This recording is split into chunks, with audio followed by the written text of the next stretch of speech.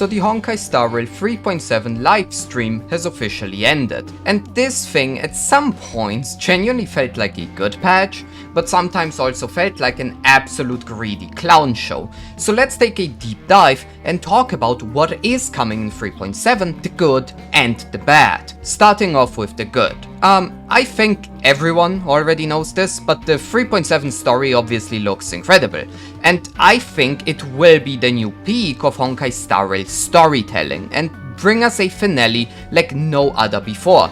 And yes, even though I myself don't think it will, I can see it being better than the 3.3 Aquila fight. Other than that, we obviously also have Currency Wars coming, which looks amazing and super fun, and I genuinely cannot wait to play it. I cannot believe that the 3.x HSR finale has more combat than the fucking 2.x Wuthering Waves finale. But here we are, I guess. Currency Wars is a new game mode that honestly looks super unique and very fun, as you are basically playing 10 characters in one team.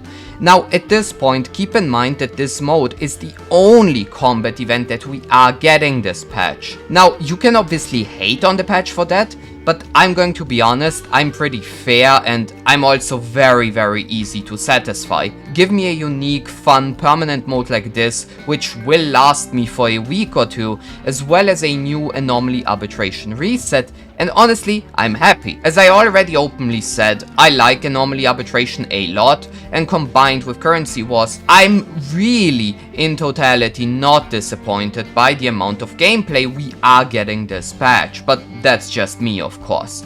Currency Wars is also giving us some crazy items like Immersifiers and tickets, which allow you to farm domains like planar sets or relic caverns without any form of combat or gameplay. It's very convenient and I like it a lot. At the same time, we also now have quality of life changes where you can challenge any domain with your Trailblaze power instantly for the maximum amount. That means you can, for example, fight Echoes of War 3 times in a row, or even fight Calyxes in one 24 wave clear, making your dailies even faster at this point, which is great. We are also getting yet another free 5-star with Topaz joining the roster. Now, my opinion is still that you should just hoard your golden or companion spirits and eventually just E6 a character with really strong Eidolons once they enter the roster. But you can obviously use your golden companion spirit however you want. It's completely free and you get it literally just by logging in. It's great. And lastly, there's a special event where you can get maxed out 5-star relics for a character of your choice by doing missions, which is amazing. My issue is that they haven't actually given examples of what these missions look like. And you know, if you have missions like 0 cycle Anomaly Arbitration or spend $200 on the game for Nerric shots, then it's a bit questionable. So it sounds really good on paper, but I would still stay diligent and skeptical about this kind of event because it does sound a bit too good to be true in my opinion. Now, let's get to the bad. Starting off, well, Cyrene herself obviously. I'm betting a Cyrene chat. They're going to show off an E2 Cyrene here.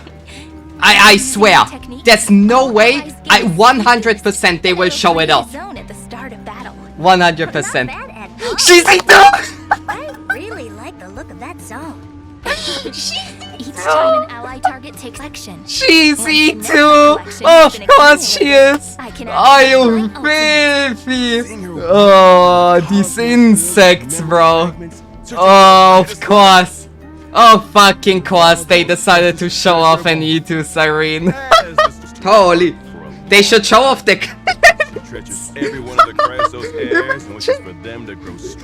Imagine they instead of showing the God Slayer, they show a non-vendetta Maide getting cleansed. Oh, that would have been peak. Yeah, I know, people will defend this character and Pridwin will put her in tier 0 and so on. I personally could not care less. In my opinion, very firmly stays the same. This character feels shit to play without E2, and I do think it says quite a lot about this character if the devs decided to use an E2 Cyrene for their livestream showcase. And as you will see, the entire E2 Cyrene bait has really been specifically crafted by Hoyo, because we are getting spending events again. And I used to defend spending events back in the day because, to be honest, I don't find spending events bad when they are done for an anniversary, for example. There are many players who like to top up during the anniversaries due to the top up double bonuses being refreshed, and a spending event during that period genuinely feels nice, as it kind of rewards you for something which you would have done either way in this case. Now, doing a spending event outside of the anniversary is a practice that I cannot and will not defend.